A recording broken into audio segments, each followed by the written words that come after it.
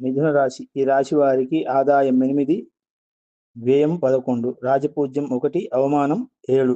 ఈ రాశి వారికి గురువు మే 25 వరకు జన్మం నందు, తదుపరి అక్టోబర్ 15 వరకు ద్వితీయ స్థానం ముందు, తదుపరి ఫిబ్రవరి 14 వరకు తృతీయ స్థానం ముందు, తిరిగి సంవత్సరాంతం వరకు ద్వితీయ స్థానం ముందు శుభుడుగా ఉంటాడు. శని ఈ రాశి వారికి 10వ ఇంట అక్టోబర్ 1 వరకు ఉంటాడు. 9వ ఇంట రాహు, 3వ ఇంట కేతు, తదుపరి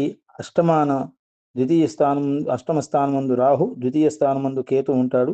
అన్ని రంగాల వారికి లాభమే. కలత్ర మూలకంగా ధనలాభం ఉంటుంది. వ్యాపార వృత్తి అందు రాణించగలుగుతారు. సాంఘికంగా ఆర్థికంగా జీవనం సాగుతుంది.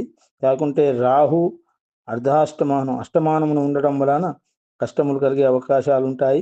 అదే ప్రకారంగా వీరికి శని 10వ ఇంట ఉండడం వలన కొత్త కోరికలు కలిగి దుర్వ్యసనాలకు పోయే అవకాశాలు ఉంటాయి. కాబట్టి వీరు జాగ్రత్తగా ఉండడం మంచిది.